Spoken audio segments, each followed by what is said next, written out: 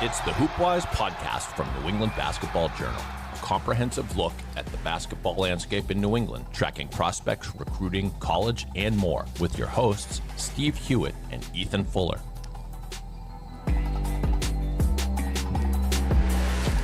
Welcome back to the HoopWise podcast, part of New England Basketball Journal. I'm Ethan Fuller, joined as always by Steve Hewitt. We are cruising into summer. This is the second really hot day in a row. I haven't really enjoyed it that much, but brutal. That's all right. We have got another great guest lined up. It's Matt Droney, head boys basketball coach at Dexter Southfield. Droney's resume already is pretty impressive. Former 1,000-point scorer, dream teamer, super teamer at Catholic Memorial as a player, then goes on to Stonehill, then transfers to Babson, where, if I read your bio correctly, went 83-11 in 3 years at Babson. Correct. And won a 2017 national title with another former guest, Joey Flannery. Yeah. So We're filling our annual quote of Yep. Babson alums on the 2017 Yep. championship team. Yeah, Huh? love it. Yeah, we'll have to roll down the roster next. But we're here for your coaching career too. Stops at Vassar and MIT, and then 5 years at Babson before coming to Dexter most recently. So in year 2 at Dexter Southfield.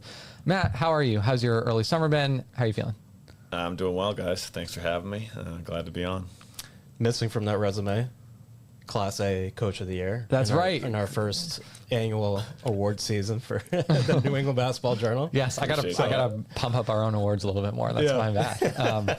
But yeah, so obviously, like, based off of Steve's opinion and ours, you had a great first year at Dexter Southfield. Steve's got a bunch of more detailed questions, but just kind of reflecting on basically a year since your hiring to now, how are you feeling?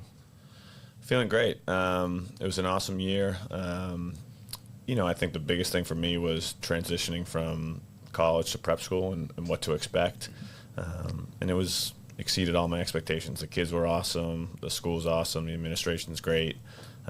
So it's been an awesome year, and I can't believe it's already been a year, but excited for year 2. Crazy. 20 wins, if I had that right. 5th seed in the tournament, right? Yep. And I know that was a big goal going into the years. Let's make a playoff appearance, and hadn't been done yet with Dexter in Class A.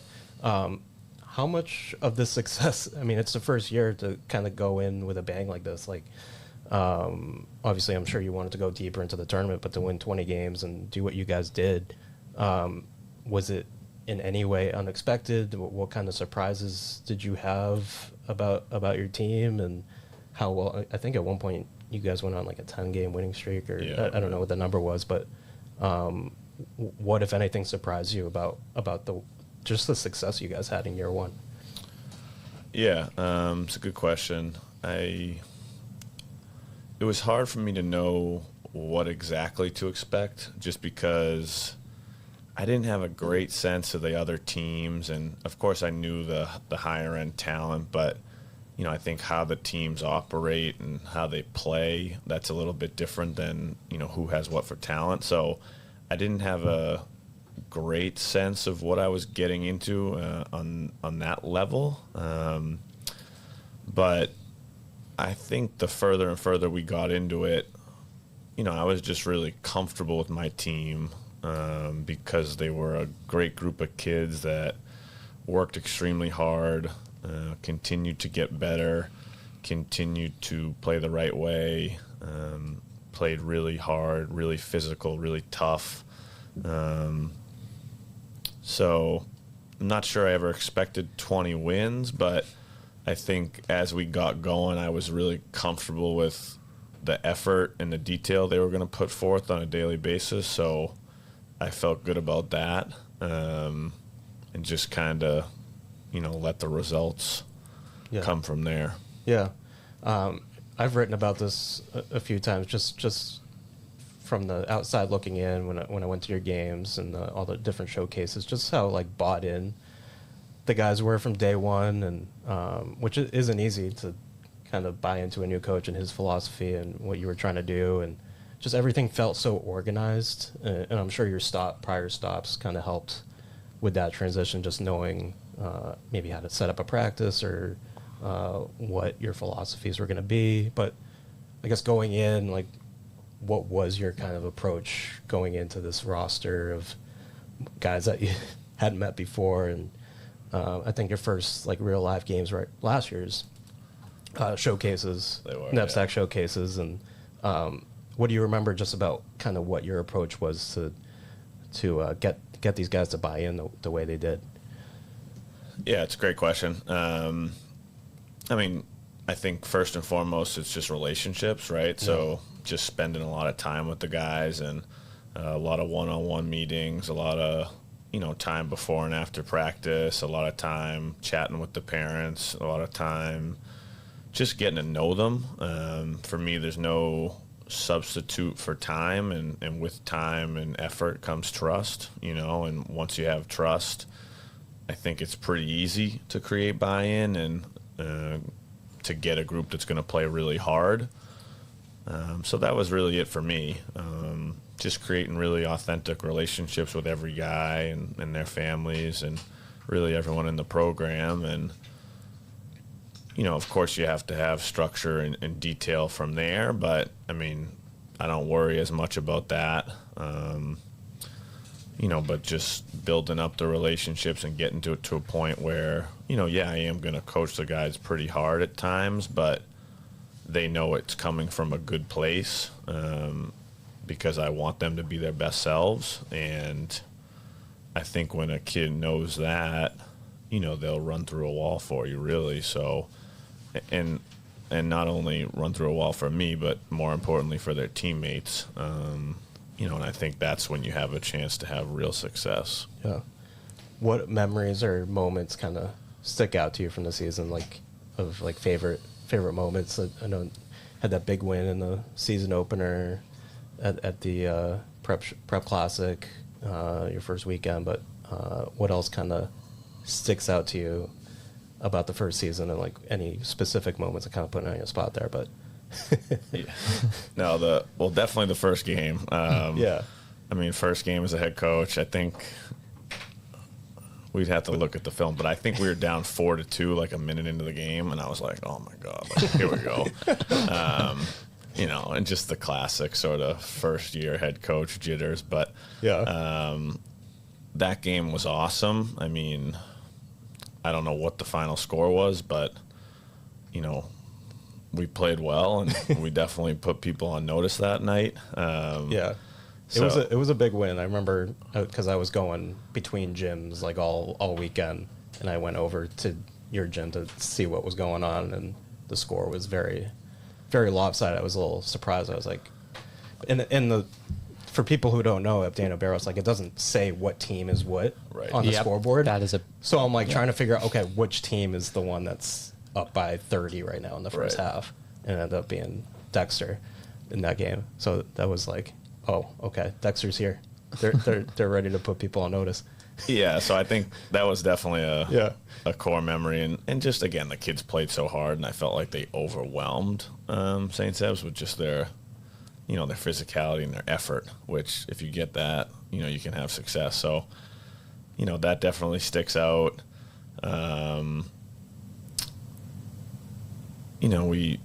We beat Belmont Hill right after the new year, and that was sort of our first really competitive, could have gone either way game, and we made a couple of big plays in the last few minutes. So I remember we felt really good about that game.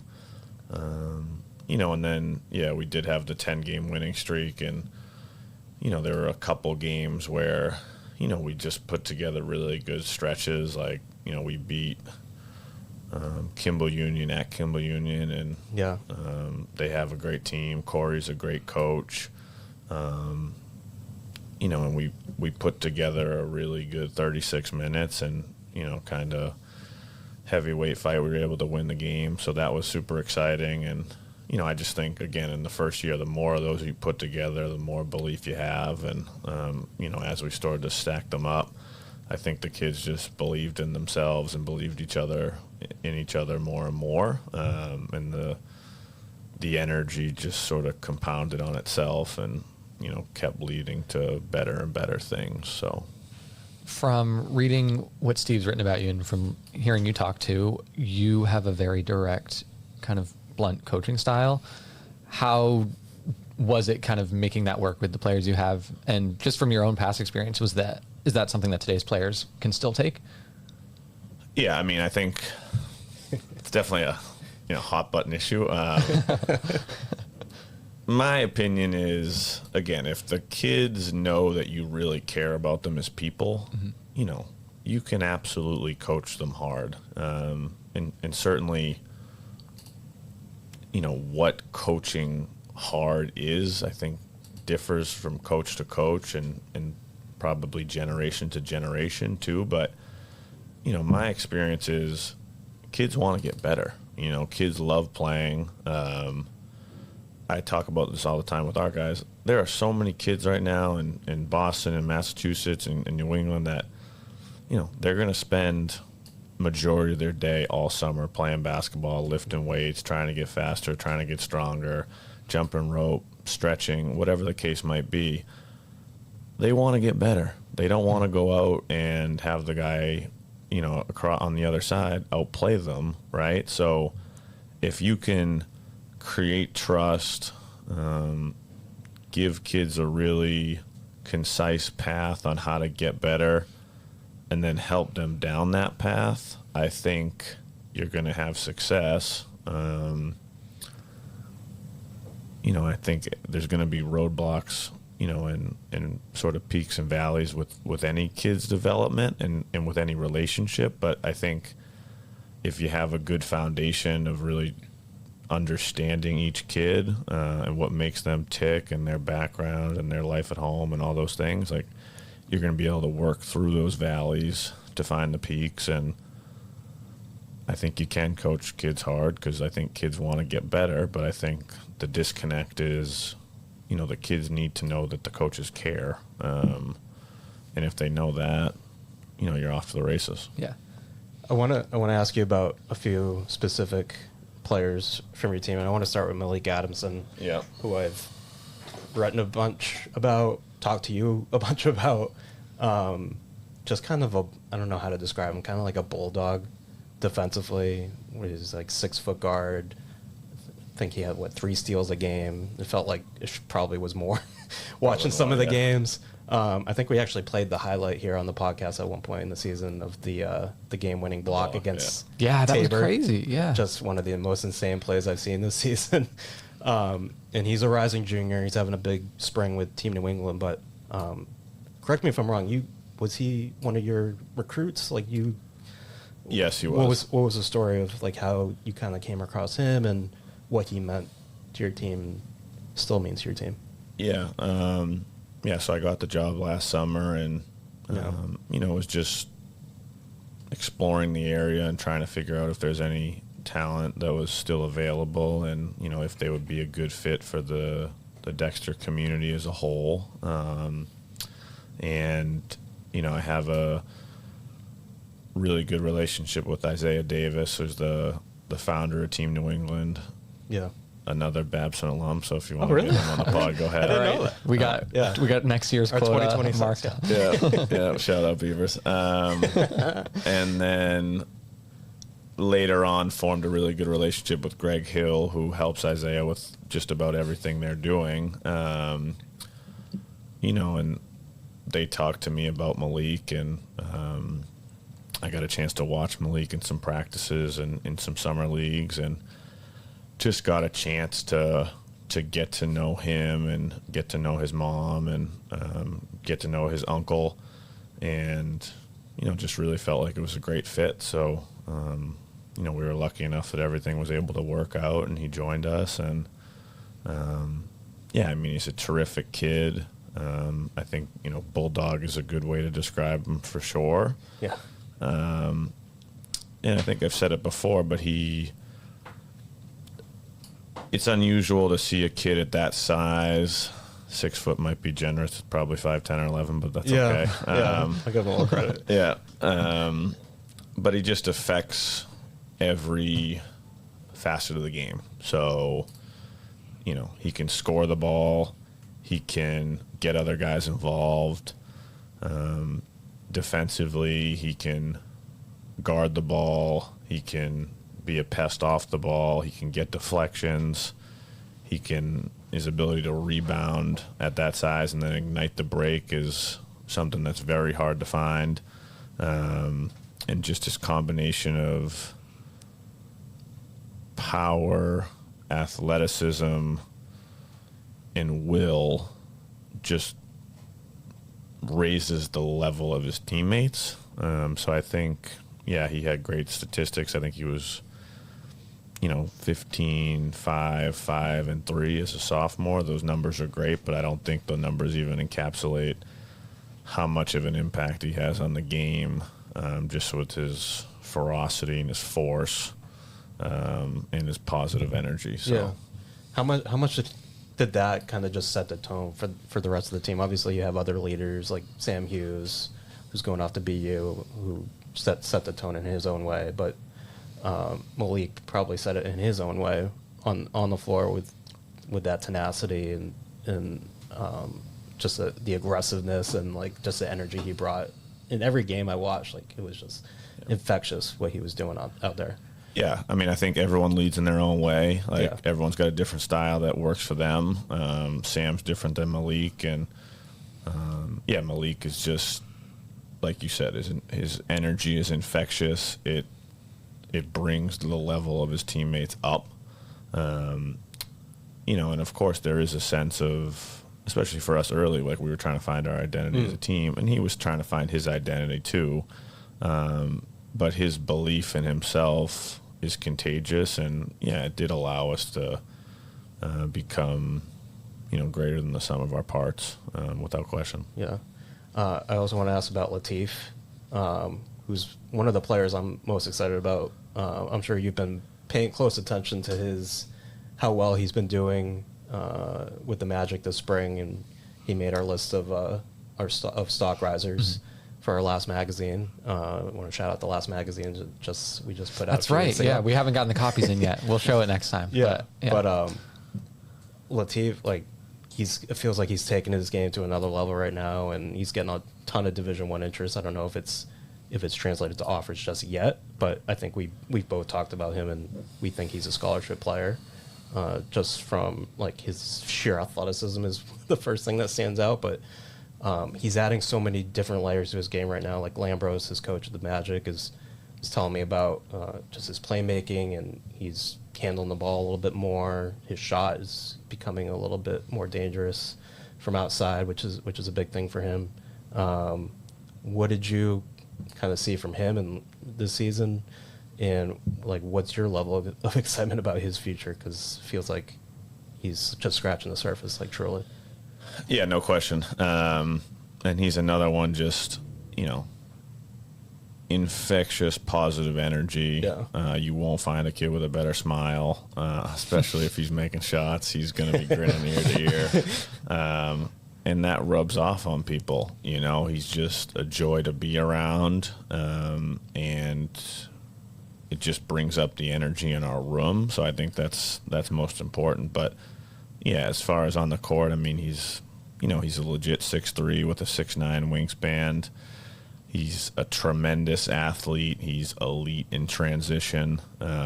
He's a complete pest on the defensive end, on the ball and off the ball. His deflections are off the charts. His ability to rebound and ignite the break, similar to Malik, is off the charts. And he's really taken a lot of strides. Like he's learning how to play under control. He's learning how to play with balance. He's learning how to initiate contact, change speeds. And I think that's the trick for most kids that are super athletic is just understanding you don't have to be going 100 miles an hour all the time. And being able to do all those things has really unlocked his playmaking and his ability to finish at a higher clip around the basket and get to the free throw line. So those are kind of the three things that we harp on a ton is, increased playmaking, increased decision-making, better finishing around the rim, more free throws.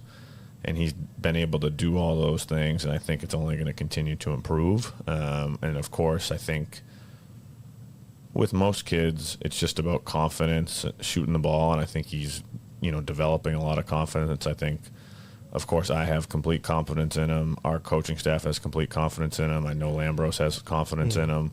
and he's the type of kid that he gravitates towards that confidence. So he's a tremendous player. He's only getting better. He has received a lot of Division I interest to date. I think he's absolutely a scholarship player. I think with the two of them, we have one of the best, if not the best, backcourt around. So yeah, All right. love it. Let's shift gears a little bit and put you in the time machine. Let's go. You want to go? Sure. Yeah. So, we were kind of talking about this a little bit before the podcast, but learning a little bit about the era that you played in kind of like the turn of the 2010s-ish, and just how many good players were in the state, and especially like in MIA in particular, and in the Catholic Conference at this time. Pat Connaughton, obviously one of the examples. And before I get you to list some others, how vividly do you remember going head to head against him? Was that a fun memory, or was that a frustrating memory? Like, what was it like playing against him and that level of competition back then? Yeah, it was a great level of competition. I think the more you coach and stuff, the details of every game are not as clear, but definitely, vivid memories of the circumstances in the games. Obviously Pat was a tremendous player in high school, and I think, he was only really scratching the surface of how good he was going to be. And he had, they had great teams at St. John's Prep. We were lucky we had really good teams at CM as well.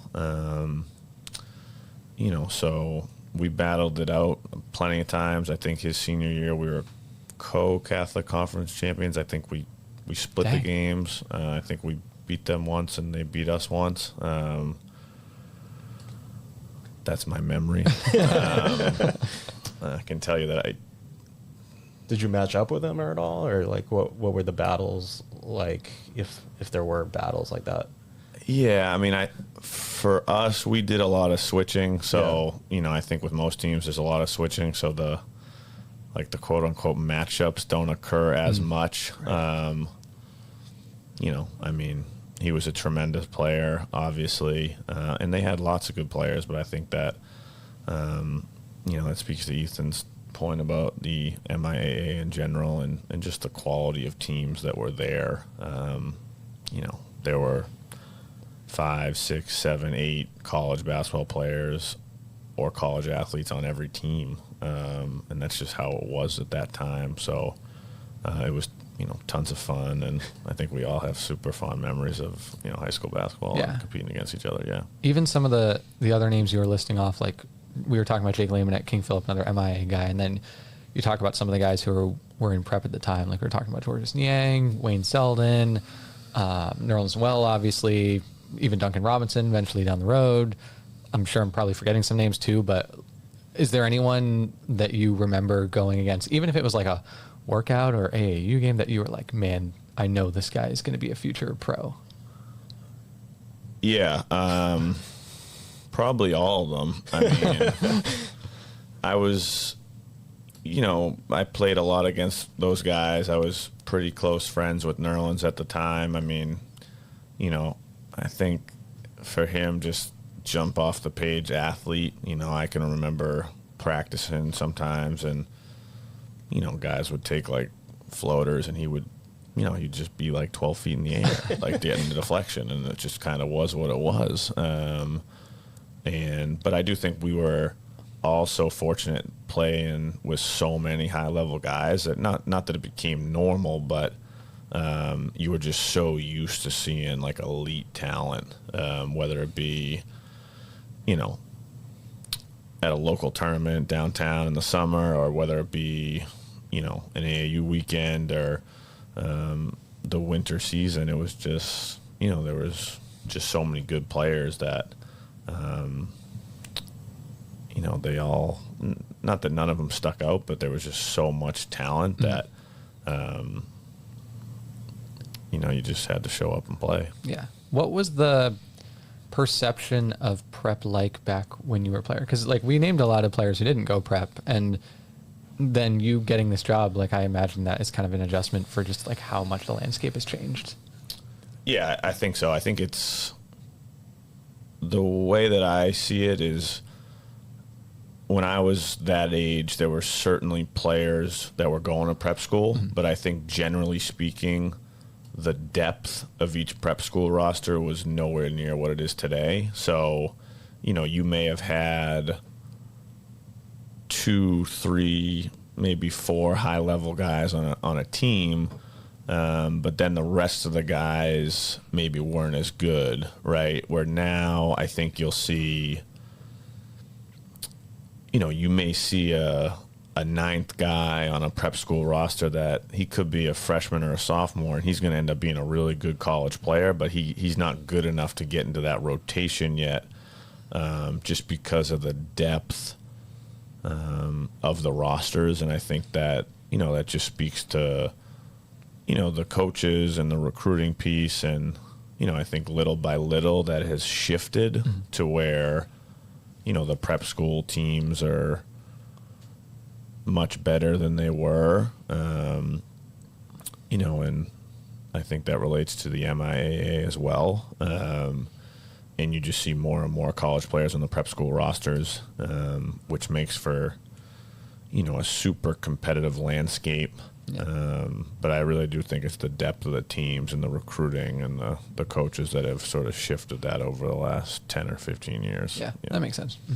When you're recruiting now, what is kind of the pitch, I guess, for Dexter? Like, what are you trying to impart on a kid who is considering that move? Like, obviously these kids probably have multiple options. It's not just you approaching them, and but like, what is it in your conversations with recruits? Like, what is the kind of differentiator you're trying to express to a kid about the experience at Dexter, and like how that will help them in pursuing their dreams, I guess? Yeah. I mean, I think if you're doing it right, the kids that you're recruiting are going to have great options, right? So you have to find a way to differentiate. I think for me, the school itself is fantastic. It's a great community. It's a growing community that wants to have the kids do extremely well academically and athletically. And I think they're committed to creating an atmosphere where, a kid has the ability to do both and do both well. And I think the academic resources, the academic support, those things are first and foremost. And then obviously on the basketball front, I feel really good that we have, a college level staff. I have 3 assistants that have all coached in college at some point. So we all know what it looks like at the next level, and, the ability to have a year-round strength and conditioning program, and ability to get on the court with the guys at points in the summer and here and there throughout the year. Those things really add up. And I think, as I tell the kids, like the continuity across, 24, 36, 48 months, depending on what year you're coming in as, that's going to compound on itself and is going to allow you to be really ready for the college level. And that's ultimately what we want, right? Is we want to win games. We want to prepare kids for college, and we want to place kids in great schools where they can have a great career and then get a great degree. So that's really our pitch, and I think it's the ability to set up something year-round where the kids can develop, get better, continue to improve, and ultimately achieve whatever their full potential is, and then go have success at the next level. I want to go even further back in the time machine, and you're gonna hate me for bringing this up. Wow. But when we were discussing last year about how you got into coaching, there was a funny story that you told me about your 5th grade travel team in Canton, and how, and I'll let you tell the story. But I thought this was like a good sort of like indicator of you at a young age of like you have a coach's mindset of correct me if I'm wrong, you kind of just drew up a play in the huddle because one of your coaches got sick of you mouthing off to him or something. Yeah, I mean, I had to bring it up. No worries. 31 years old, I have definitely refined my competitive spirit, but I think anyone that had to deal with me as a youth would tell you that, I certainly had plenty of not great moments. Coach Tobin, I'm sure, plenty of stories. And all the way down, it came from a good place. I really wanted to win. I just didn't, know how to control my emotions very well. So, I was super frustrated, I think, in a 4th or a 5th grade timeout. And I think I was pretty much telling the coach what we should be doing. And, have a great relationship with the guy to this day. He's an awesome guy. He was volunteering his time, having to listen to me. So he got fed up and said, pretty much, you do it. So my memory is I took the board and drew up a play and we scored, and then I, gave him a snarky look after. And I think, any of my good buddies would kind of have plenty of good stories of me being a little bit over the top at that age, but it kind of sums up my competitive juices, I think. Yeah. When you, now, 20 some odd years later, you've obviously coached under some great coaches now too, and played under a great coach at Babson with Stephen Brennan, and mentioned Coach Tobin. What experiences did you have with maybe those two guys in particular, or anyone else that really kind of shaped how you've become a coach now yourself today? I'm sure you've put your own spin on things and made it your own, but what did those coaches in your life kind of, what did they mean to you, especially Brendan, because you came back to be an assistant under him for 4 or 5 years, right? So I mean, I think I've been extremely lucky. Like I had an unbelievable youth coach at the AAU level who Brent Williams, who coached me from 4th grade until 8th or 9th grade, and I think he really sort of laid the foundation for me in terms of kind of like I was just talking about, expressing my competitiveness and understanding how to harness that. And his 60th birthday was not long ago, and my dad and I went, and we still have a great relationship with him and his family. And I think he got me started, and then I was really lucky to have Coach Tobin, and Coach Tobin was a tremendous guy, and I think he always supported me. I had some different things going on in my life, and he was always there for me, and let me figure myself out as a player, and didn't put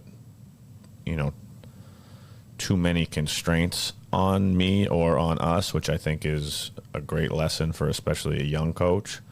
And then, I mean, Coach Brennan, obviously I played for him for 3 years and then worked for him for 5. So, we know each other extremely well. And I think, you take a bunch of different things along the way, and I think for Coach, just allowing our relationship to grow, allowing my responsibilities to grow, allowing me to make plenty of mistakes and to reflect back on why something didn't work or what I could have done differently, and just the countless hours of closed door conversations about anything related to a program, from basketball to recruiting to family, to relationships to fundraising to scheduling to officiating to elite camp to summer camp to all the different things that go into it. Learned so much from him over the years, really would be hard to even put into words. And then obviously Larry Anderson announced his retirement the other day at MIT, and I was only with him for a year, but he taught me a tremendous amount of lessons in that year, and about how to conduct yourself, about how to, how a program should run from an alumni perspective, from sort of, I guess what I would call external relations, and just all the, nuts and bolts that, a lot of people on the outside, it's not really just showing up and holding the clipboard and drawing up a play. That's, that's about 2% of the job. So, you learn, a little bit along the way from each guy, and you take some stuff and you throw some stuff out, and you can put your own spin on some stuff. But, I've been, absolutely blessed to have great people mentor me at different stages of my life. And I think, that's kind of what it's all about, giving it back and, having a great foundation set up by others. So, yeah. I want to quickly touch on just Dexter as a whole right now with the two basketball programs. Feel like they're both. I know you've only been there a year, but obviously you're in there every day, and the girls program is on the come up, and there's a girl there that Ethan's been hyping up a lot. Yeah, Ella Pieper. Yeah. Feels like both the boys and girls programs are on a really good trajectory right now. And what is kind of just the level of excitement in the gym every day in that big field house, enormous field house? What's the level of just excitement about not even just next season, but just the future in general, both programs, and how much does that kind of drive you or fuel you when you see how well the girls program's doing too? Yeah, I mean, I honestly think it's the school as a whole. Yeah. I think, I don't know what the exact numbers are, but I think pre-COVID, the enrollment was roughly 700, and I think right now we're roughly 1,200 from pre-K all the way through 12. So I just think the energy around the school is rapidly increasing, and I think that, whether it's parents that have kids that are playing a sport or not playing a sport, the headmaster talks about it all the time, like, we're delivering a great experience for each kid, right? And that's what parents want, and I think the basketball programs are an extension of that, and I think we're lucky that we have a great field house with 3 courts that allows us to get a lot done. We have 2 shooting machines that the kids can use before school, after school. We have a beautiful weight room with full-time strength and conditioning coaches. We have an indoor turf facility that the kids can work out in. We have the football fields that they can do their sprints and their change of directions. We have a tremendous training room with a great training staff that teaches the kids so much about body maintenance and prehab and how to rehab and how to take care of your body and how to stay your best throughout the season. So I think we have everything that a college program has, and there is a great energy around the school and around the basketball programs, because we are trying to deliver a high level experience for every kid, and we have the resources to do that. And we feel like not only as basketball programs, but as a school, like, that's our way to differentiate, again, in a really competitive market with a lot of great schools. So I think the basketball programs are really a microcosm of how much the school has evolved in the last 5 to 6 years. Yeah. I did specifically want to ask, because I'm primarily our girls writer. I like a lot of the players on Dexter's girls team. Ella Pieper's obviously kind of on her own track right now. I don't know how much you've gotten to see her and how much schedules overlap and everything, but what is it like to watch her play? Yeah, so I don't watch her play in the games a ton just because of the schedules, but I think she has a tremendous work ethic, right? Like, I get in there at 7 or 7:30, she'll be shooting, right? If I leave late at night, she might be shooting. Wow. And she's always trying to get better. I think, it's a work ethic thing, right? And of course she's got talent, and she's got the size and the athleticism and the touch and all those things. But from my vantage point, she loves to work. She wants to get better. She's hungry, and that's what it takes, because she's a great young player, but she's got to keep working. And I think she likes to work, and that's why she's had the success she's had. Yeah. She is like one of the only basketball players, period, I've ever seen who at all of these showcases and games and whatever I'm at, if she's just watching a game and there's a timeout, she's like finding a ball and shooting during the timeout. And she's gotten like yelled at by people to get off the course of the game. Can you keep going again? I've never seen, literally every time, I've never seen it that consistently. So that in a small way kind of speaks to that. Yeah. I think that's all I had. Steve, anything? Before we wrap up and head to full court press, the most exciting part of the show. That's right. Obviously, the NSAC showcases are in a few weeks at Babson, your stomping grounds, and then Avon the following weekend.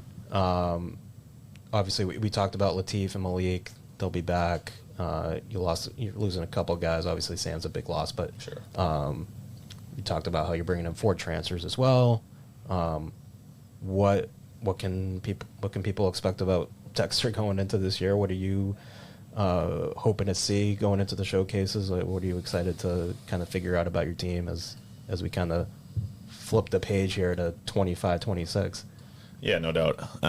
We have 4 transfers that we're really excited about. We have plenty of guys that I feel like are ready to step into elevated roles.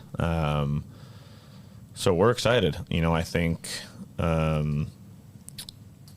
Again, we always joke about this last year, but we're not a team that's going to win the game in the warm-up line. We're definitely not getting style points when we walk in because we got maybe 2 guys above 6'5", but we're going to be a group that shows up, plays really hard, gets after you on the defensive end, tries to play with a tremendous amount of pace, going from defense to offense. We have great guard play. We have a lot of tough kids that want to get after it on both ends of the floor. So we're looking forward to another good year. And it's awesome that we get to do some stuff in the summer to sort of set the table. But, I think, we're going to be a group that plays really hard, plays really tough, plays really physical, doesn't beat ourselves, and tries to really control the game with pace and in transition. So, I think our first game's December 3rd, so we can't wait. Wow. Yeah. You already have the date. I do. Okay. Yeah. Okay. Is that the Prep Classic or? No, we're actually going to open with. We're going to host Nobles on Wednesday, December 3rd. So I know fun. it's something that Lambros and I are both excited about. Man. So, All right. You might be there. We'll see. A lot of see. schedule plan. We're months away from our schedule. Yeah, we got like 6 months. Yeah. to figure that out. All right. No, that was great though. Let's turn it over to producer Yaz. If you're ready, take it away for Full Court Press. Full Court Press. Yes, welcome back to Full Court Press, the segment of the show where I tell Ethan and Steve how they're terrible, and I just want to talk to the guest. No, I don't know why I said it. I'm just kidding. You guys are doing a bang-up job. All right. Take the rest of the day off, actually. Full Court Press is actually where I lob 3 questions the way of all 3 of our panelists here. Let's start out with a simple one. And Ethan, we'll start with you, and then we'll kind of go around the horn to the coach, and then Steve. The first question, if there was one rule you could change in basketball, what would that be? I don't know if we've done this before, but if we did, we probably already forgot about it. We might have. I think we might have. I don't know. Well, if you need to repeat yourself, that's okay. Is this NBA or college? Or? You can take it any direction you want. I don't remember my answer, so I think one rule I would change is they might have implemented this already at some different levels of basketball, but on a shot clock violation, as long as the ball is up in the air, like you don't need to stop play, and that anytime there is a shot clock violation, but the defensive team gets possession, you can just play it out from there. I think there are some levels where they play like an advantage, like in soccer. Yeah. Yeah. I think there are some levels where they already do that, but I think agree with that. it just, That's a hockey thing too. That they'll have a delayed whistle, let you play on as long as you still have the puck and the penalties on the opposing team. Yeah. Then when you lose possession, then they blow the whistle. That's kind of the same concept, right? In other words, you're actually rewarding the team that violated the 24-second clock. Exactly. Yeah. That's a good idea. Has anybody tried that? I think there are levels where they do it, but I don't know I don't know exactly where. So, like, they might have tried it out in the G League. I might be totally wrong, also, but yeah, I think it would help every level pretty much. Yeah. All right, Coach, your thoughts? Great question. I think I would have the clock stop in the last minute of college and high school games. I think in the NBA you see a lot of really exciting finishes, and you force guys to make really big decisions and big shots because the clock stops when the ball goes through the net. I don't know why it doesn't stop for college or for prep school, but I think it takes the fun out of it a little bit. Let the kids play it out. Okay. There was a game on a made basket. You mean on a made basket? Yeah. Oh, okay. I forget this at the Prep Classic this past year. I don't know if you were there. McDuffie and Lawrence Academy. It was a tight game, and I think McDuffie. I forget the details, but like the clock expired. Like they hit a shot, and I think maybe they were down 2 or something, and the clock just kept running for like the last 5 seconds, and like the game was over. And it was just mass. It was like mass confusion because I didn't know the rules. Yeah. It's my first season doing this, but like you just gotta like hope you have your timeouts. Yeah. Yeah. So. All right, Steve. I'm gonna go drastic measures here. Give me the Elam ending. Oh, great answer. The what? Please explain. So what leagues? They've done it for the All-Star game. They did it in the All-Star game. TBT? TBT started it. I actually coached in the TBT for 4 years. Wow. And so it was awesome to coach in it. Yeah. Yeah. So basically to avoid the over-the-top fouling in the last minute when a team's behind to try to catch up, I think it's with 3 minutes or 2 minutes, they set like a target score. Yeah. So and then it's just whichever team gets to that target score first wins the game. Really? Yeah. Wow. So I have liked this. The clock just turns off.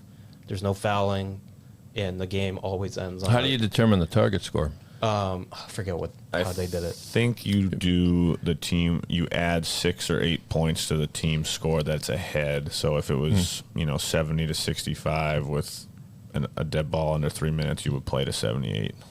And there's no clock? Clock turns off. Wow. That's radical. And every game ends on basically a buzzer beater, game winning basket. Walk off basket. Yeah. Which is exciting. Interesting. Yeah. Great answer. Yeah, give me that. All right. Because it's You got it. It's just brutal to watch these final minutes of these games. It's true. All right. Question number 2. If you could imagine your ultimate basketball fantasy and you could be a member of any team, past or present, college or pro, what team would that be? Wow. Any era, anything you like. We'll go the reverse order this time. So, Steve, you're up. And don't worry, the clock is off. There's no clock. So, yeah. I don't know why my first thought was the 85-86 Celtics.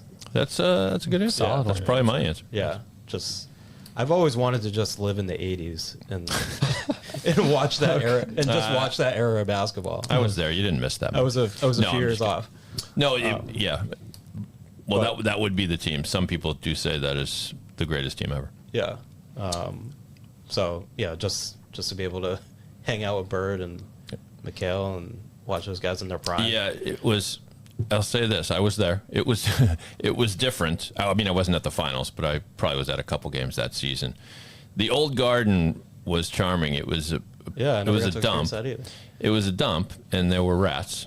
Kevin McHale said he used to commonly see them during practice, but it was, and there was no air conditioning. But it was so loud in that joint, and no pump up music, no jumbotron saying make some noise. But you could but the acoustics were great, and so it would be like Larry Bird would steal, and there'd be a gasp, and then you'd hear silence, and then he'd whip it over to McHale to dunk it, and the place would just erupt. Good times. Good Yeah. times. Yeah. Wish I could take you back there, Steve. Matt, your thoughts?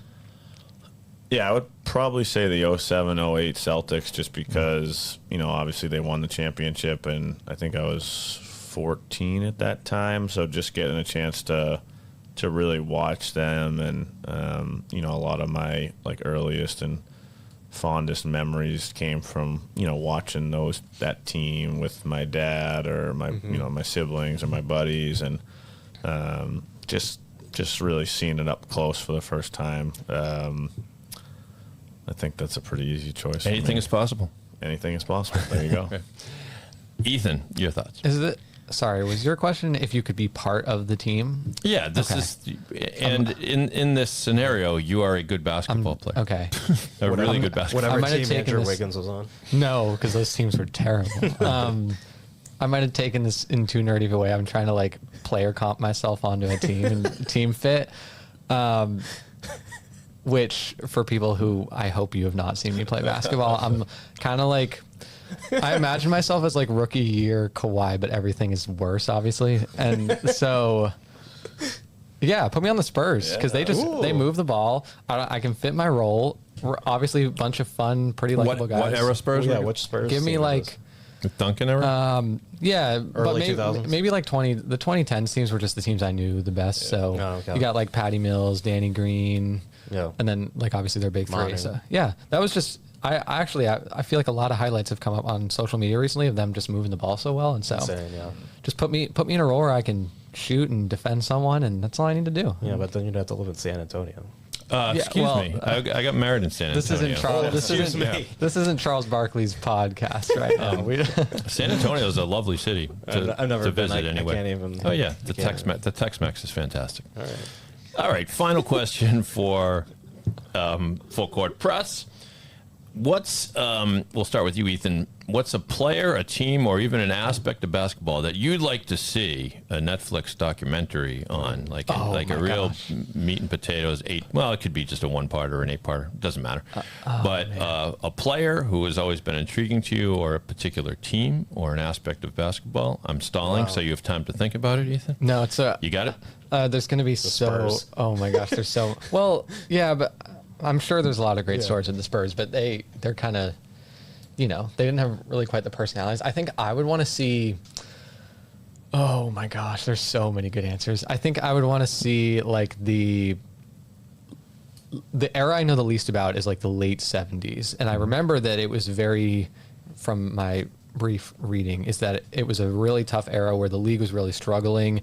There were a lot of guys getting in fights. Was it Kermit Washington who got in a fight? Yeah, Kermit Washington famously punched Rudy Tomjanovich in a scuffle and almost killed him. It was that scary.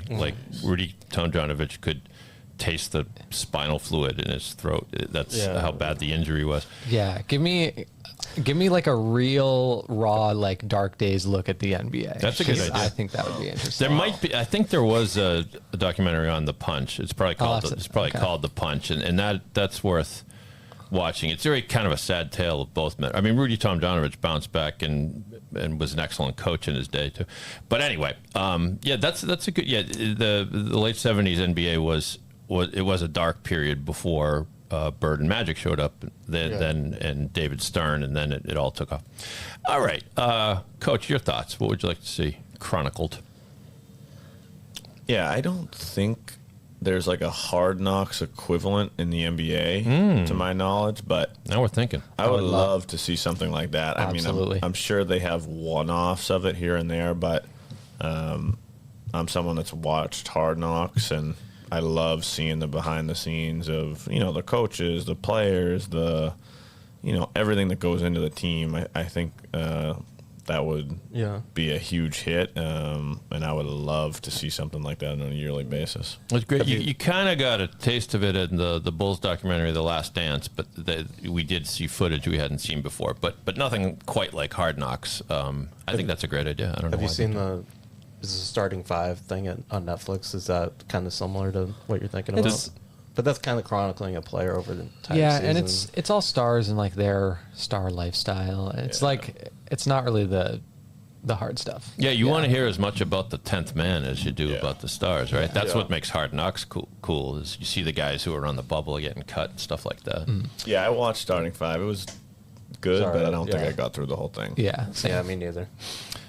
Steve, what would you like I don't to really see? have a great answer for this one. Can I? Gotta be Okay, honest. thanks for playing. No, I'm gonna. I'm kidding, go I'm ahead. sure there's just been so much made. I feel like everything is almost covered.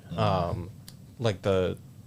Go ahead. Can I give a second answer? Because I remember this guy. So the all-time leading basketball scorer by a massive margin is this guy, Oscar Schmidt from Brazil, who cooked NBA teams in the Olympics in the 80s. And maybe there's a documentary, but I haven't seen it. I would love for someone to do something on him. He scored like more than 50,000 points in his career. And like, and I know it's obviously not the NBA. He never played in the NBA. No, but see, that stuff's fascinating. I would love to see that. Yeah, see, before the Iron Curtain fell, we heard stories of Arvydas Sabonis being this incredible otherworldly player, and then of course he ends up playing in the NBA, but not till he was like 34 or something like that, and he was still damn good, but because you just didn't see it.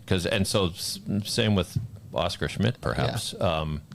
I was just reminded that there was the most legendary, well, they say the most legendary pickup basketball player or, city, what do you call it? Concrete outdoor basketball. This guy, Earl Manigault, who was apparently the most talented thing anyone had ever seen in his. They did make a TV movie about him starring Don Cheadle, which was okay. Wow. But I'd like to see a documentary about him. He flamed out and, drugs were involved and things like that. All right. Steve, last chance, Yeah. man. I guess two things that come to mind. Oh, you got two. Might be kind of boring. It'd be fun to do like almost similar to what the Bulls did, something about like Duke and the Coach K era of the 40 years or whatever it was, and kind That's go a great era by idea. era and how much they were hated, and go like specific players like Redick and Leitner and what the experiences they had to go through. That would be fun. And then, That was the last time I remember a college basketball team that I could name the starting five, because that's how big Duke was. And like, I remember there was one day early season, they came to Boston and played BU. You can guess who won, but it was BU. But I remember the column in the Globe was like, the circus comes to town, or the big show comes to town, the rock stars of college basketball. Good answer, Steve. Did you had one more? and the other one was like the first thing that came to my mind was like the Warriors dynasty. Definitely. Doing something on that. That could be good. Oh, the whole KD saga. KD saga, gotta be cool. Draymond with the punch on Jordan Poole. Like, just there's so many little different layers to it that would be fun to do. But obviously, we'd have to wait a little while until those guys are retired. But No, let's do it now. yeah, let's do it right now. Their dynasty's over. Well, you all did tremendous on Full Court Press. Well done. I take back all the terrible things I said about you. Well done. And back to you, Ethan, to wrap things up. Thank you. Yeah, wow. I'm going to go look up some Oscar Schmidt highlights. That got me fired up. But yeah, this is really great. I appreciate the kind of depth of your reflection, Matt. It was really interesting I love hearing people early in the head coaching process. So that was really cool. And yeah, thanks for joining us during the summer too. So yeah, for Matt, for co-host Steve Hewitt, I'm Ethan Fuller. Thank you so much. We'll see you next time.